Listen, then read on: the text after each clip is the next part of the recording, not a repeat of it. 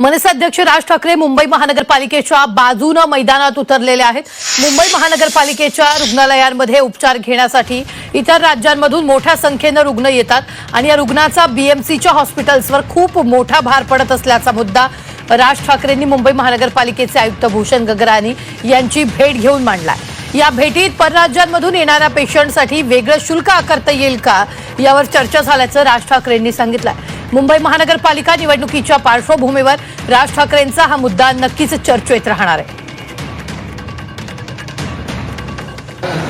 मुंबई महाराष्ट्रात येणाऱ्या पेशंट्सचा विषय नाहीये, परंतु परराज्यांमधून येणाऱ्या पेशंट्सचा जो विषय आहे तो इतका लोड या सगळ्या महानगरपालिकांच्या हॉस्पिटलवरती येतो आणि त्याच्यानंतर सगळे परिस्थिती बिघडते अख्खी। बरं, या सगळ्या गोष्टींचं ओझं व्हायला लागते मुंबई महानगरपालिकेला।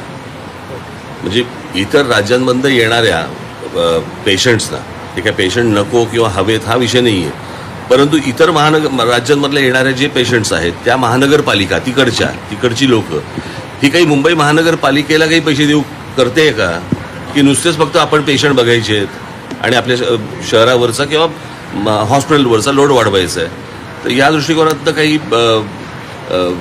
काय म्हणतात त्याला वेगळे चार्जेस काही करता येतील का, कसे करता येतील किंवा काय, या दृष्टिकोनातनं आता आमचं बोलणं झालं।